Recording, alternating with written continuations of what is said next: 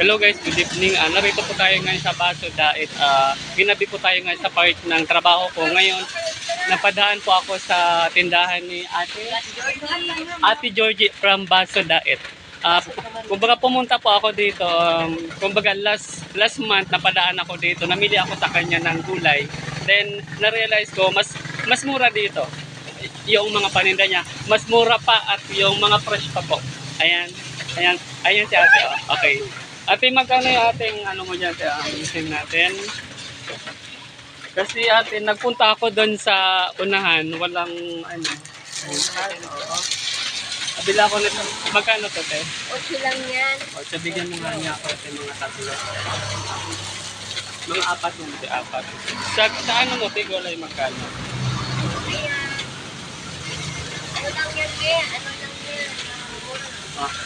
Dito guys, kasi sa Bicol ang tawag namin dito ay para pagulong sa Tagalog. Di ko alam kung anong tawag dito eh. Siguro kung sa Bicol para pagulong, sa Tagalog gumugulong. Sige, Gumugulong. Kasi sa Bicol para pagulong to eh. Siguro pag inano natin sa Tagalog gumugulong siya. Gulay na pero ito yung masatadap na pinakamasarap. Tanda ko yung gumugulay yung mama ko. Maliit pa kami, ito yung ginugulay talagang mabitamina at masustansya ta. Yeah.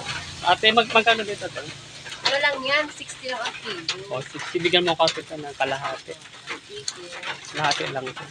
Kasi, ang masarap dito sa parapagulong ko sa Bicol, ginagataan namin siya tapos silalagyan namin ng tawag nito. Tinapa, nilalagyan namin. Tsaka ate, bigyan mo ko at bilihan mo ka ate ng yung okra. Kasi masarap yan siya. 40 lang ang kilo. Or mga ano din yan, kalahati lang. Kalahati lang.